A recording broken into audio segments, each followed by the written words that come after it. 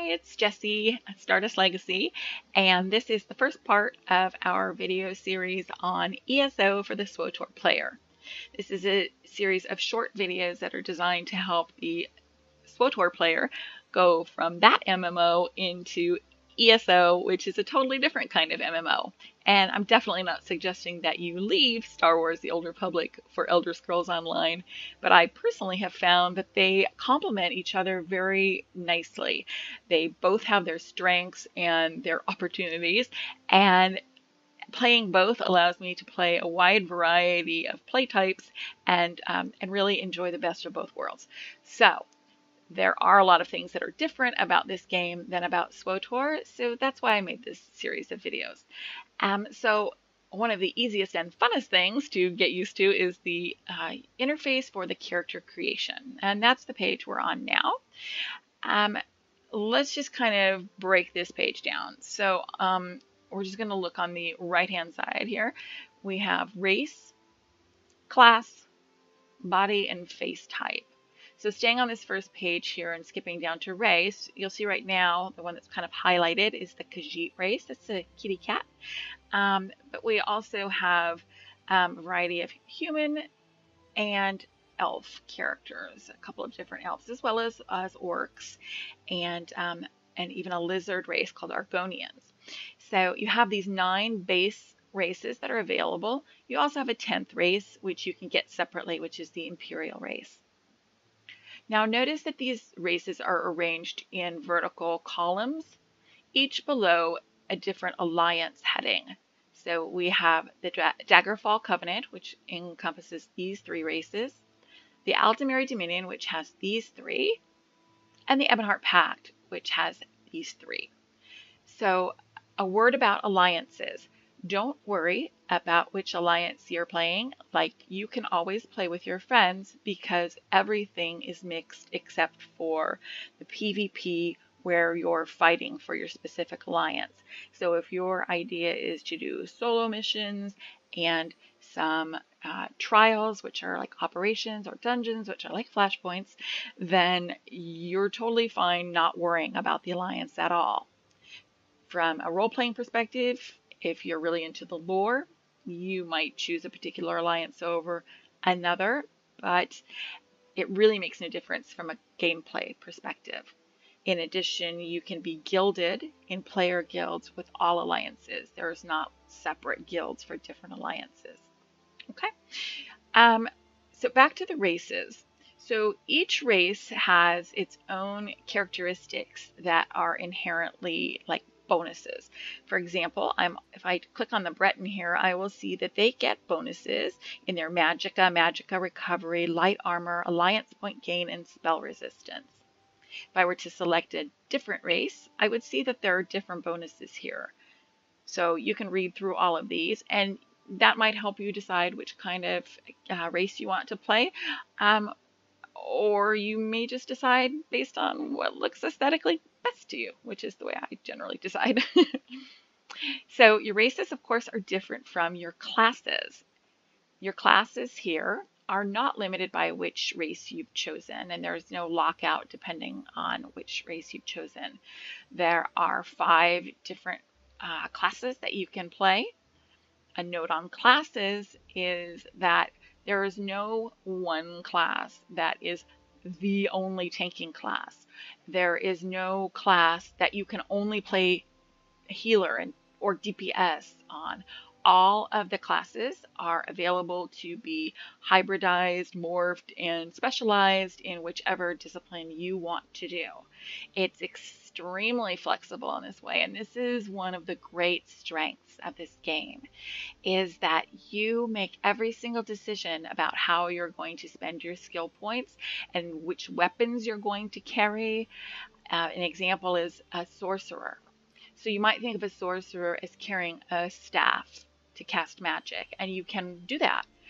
But if you want to be a sorcerer who carries a sword or a mace or a bow and arrow, you can also do that. And you have the ability to train up one-handed and two-handed weapon skills, a variety of armor weights. You can wear any weight of armor, and you can really make the character your own in that way. And That's a really fantastic thing that I love about this game. So in addition to picking your race and your class, you can then get into your customization of how your character is going to look. This is another opportunity for Elder Scrolls Online to shine because they have a very customizable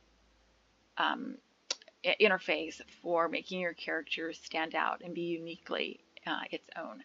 So this may look familiar to you if you've done other games that have a very customizable character creator in them, but it's certainly a lot more individualized than a template system like Star Wars: The Old Republic. So let's see, we could just make our girl a little taller here maybe, and let's make her body type a little bit more on the thin side.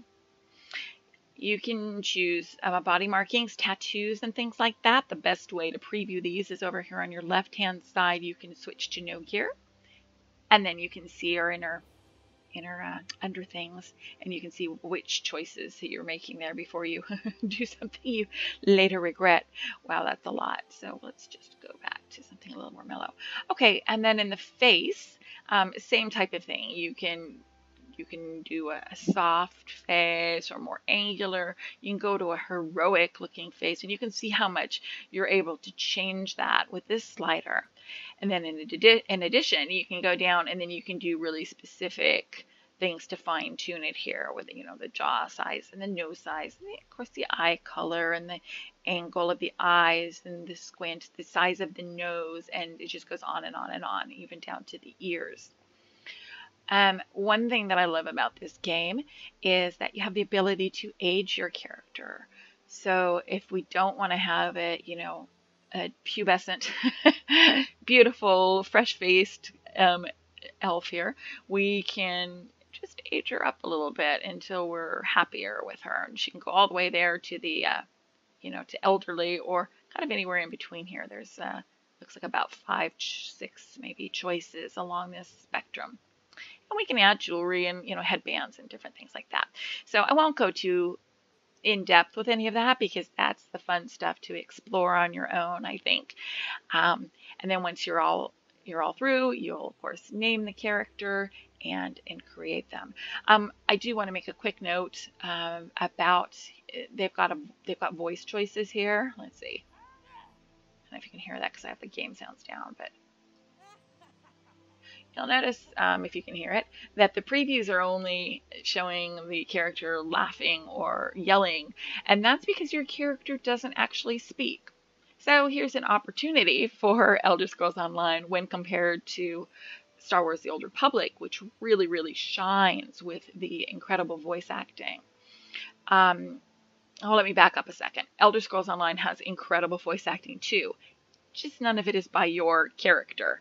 It's all NPCs who are doing the talking, and you are more like KOTOR style or Alliance Alert style SWTOR, having the conversation by making selections from the menu by clicking on those.